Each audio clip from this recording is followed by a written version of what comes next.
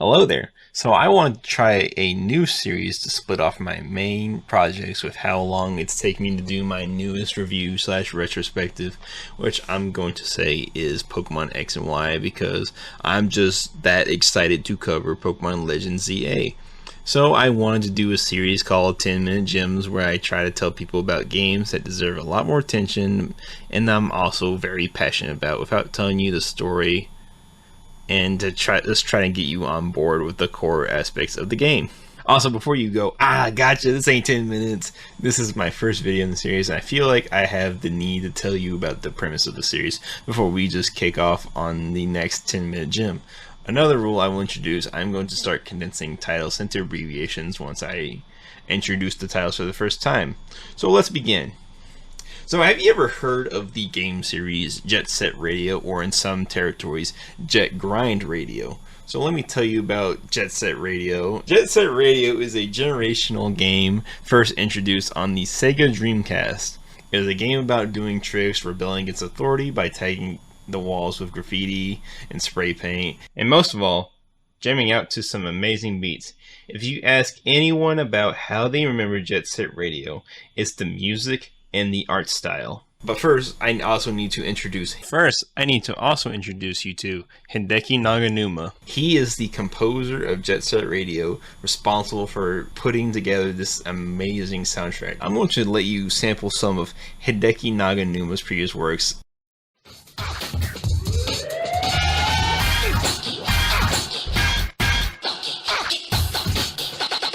Let's look at the funk.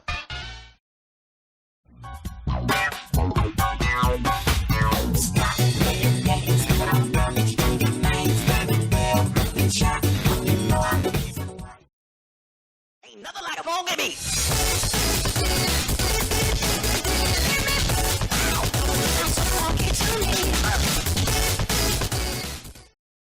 Alright, so now that you know about that half of the puzzle, let's talk about the other half of this puzzle. Team Reptile. Have you ever heard of Lethal League, or perhaps Lethal League Blaze? Lethal League is an untraditional baseball slash fighting game in the style of Super Smash Bros. It's really fun if you haven't tried it. You just have to, man. It's fun for hours, and it can get really hype at times. Like, look at this clip from this arcade mode run I went on recently. See, look at this.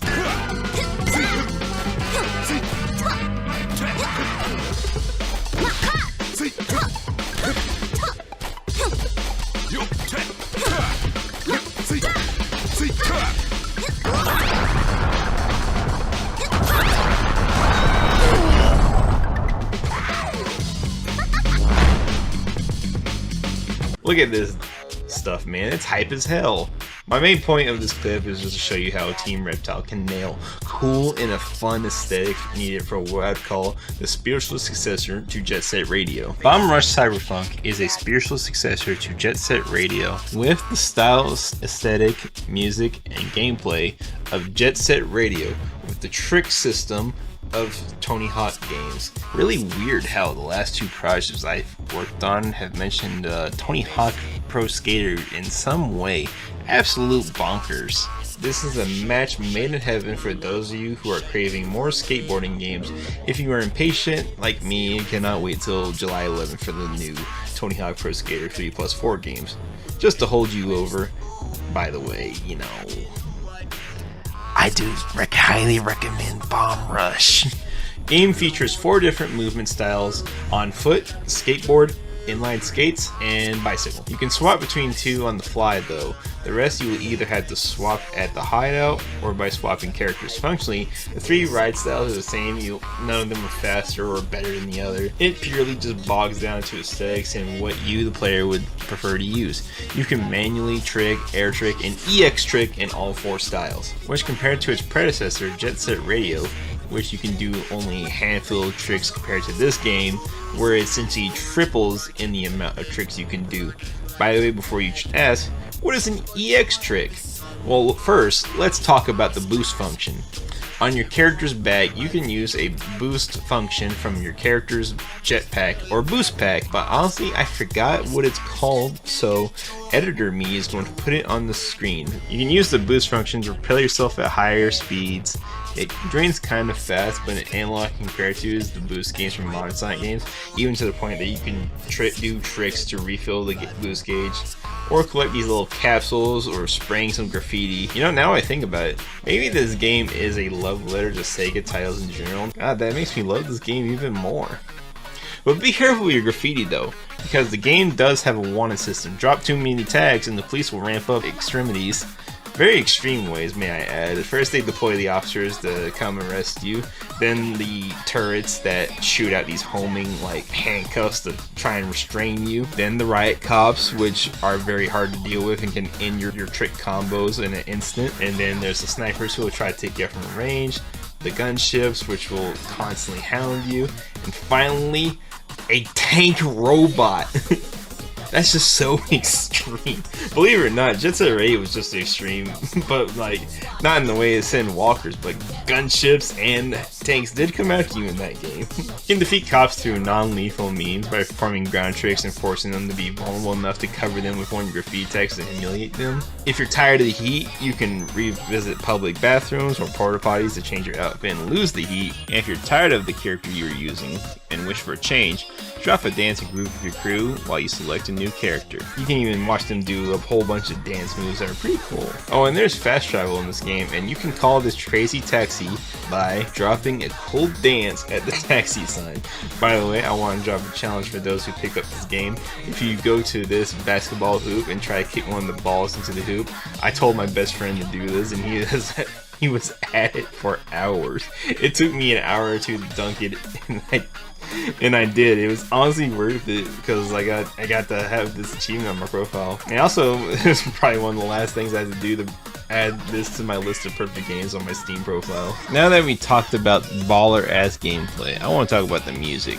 The soundtrack is composed by a large variety of musical artists who bring us electronic, hip hop, funk, and soul, and the many subgenres brought to us by artists that are featured in the game like Hideki Naganuma, Ethan Goldhammer, and many more artists that they've gotten a hold of to make for a fantastic original soundtrack for us to jam out to. Now come here and listen to these sweet tunes real quick.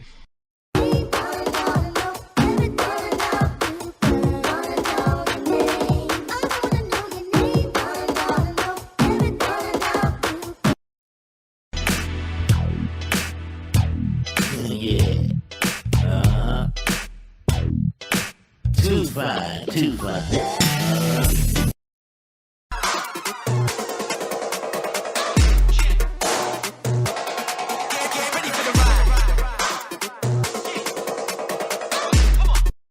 Alright, I've shown so many samples for this video. You can call me nerdy, but I just love the OSTs to various soundtracks and honestly just music in general, if I can be so completely honest with you. So the art of BRC features a strong cel-shaded style that makes the world feel like it came from the very era that inspired the game in the first place, the Dreamcast era.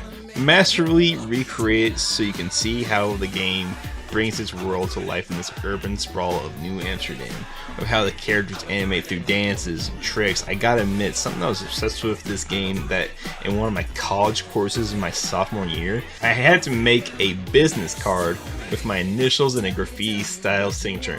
I'd show you, but I used my real life initials, which I'm going to keep it so real. I only use my first name because I'm not comfortable with also sharing with my full government name. I find it very cool that the characters have their own unique initial graffiti that represents them as a character, their own signature. They also have massive graffiti scrawls by independent artists such as NRG1, Zeds, Kazoo, and many more, who provide the illustrations that you can use to paint the town in various colors. If you want to check out more of these artists' works, including the ones that I did not mention, I'm going to leave their portfolios in the description below. So what do you guys think of this format so far?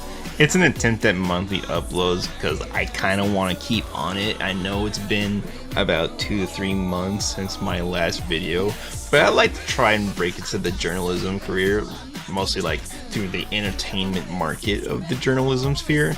while I work at my temporary jobs and my current main career as a substitute teacher. I enjoy writing as a passionate career and providing entertainment and broadening the horizons for others to encourage people into checking out less known works, or maybe works that are maybe known but also not as known as, say, like if I was to give an example, the Tony Hawk games. Everyone knows Tony Hawk games. And if you find my content very enjoyable, leave a like, comment, or subscribe. And if you didn't like this video, go ahead and dislike it and tell me your feedback. I'm always open to criticism, and I would gladly love to improve the quality of my work. I have taken some criticism, and I have figured out some audio issues I had in my last. I know my mic audio wasn't that great, so I went and seeked out some wise legends that I will credit in the the video at the end. My new in credit sprawl that I'm going to have. I also wish to mention this, as it's not mandatory and it's not required.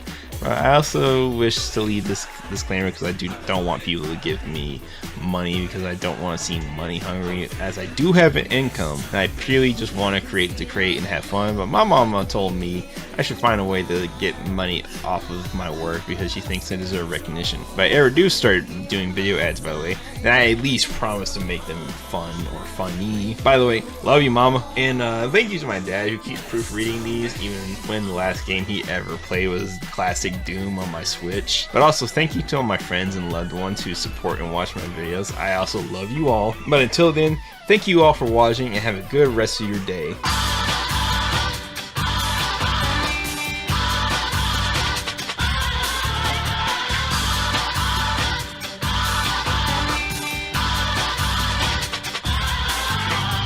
He's a sweet soul brother, sweet, sweet soul brother.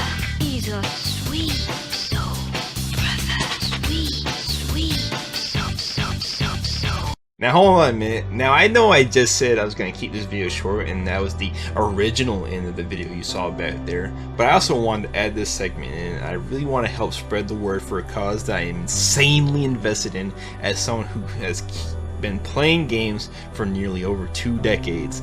I wish to talk about Stop Killing Games. I want to voice my support as someone who cannot sign this petition, as I am not a citizen of the European Union. But for any of you who are watching that are citizens of the European Union, I want to drum up your support to keep companies from killing games, from good games to bad games. It doesn't matter. We gotta preserve them all. We gotta keep them accessible to the general public. I hold the belief that as consumers, we deserve to have access to the product we paid for, or at least know whether we have a license to the product or a digital copy of the game, because that is a huge difference. Like, if I purchase a disc or a digital license, we have the right to know. From games like Concord to Monster Hunter Frontier Z to Anthem to even Mag. Bonus points if any of you fellas remember Mag on the PS3, by the way. So I urge you all who can sign this petition to sign it to keep game preservation alive and well. Thank you guys for hanging around a bit longer and listening to me spread the word of a magnificent cause.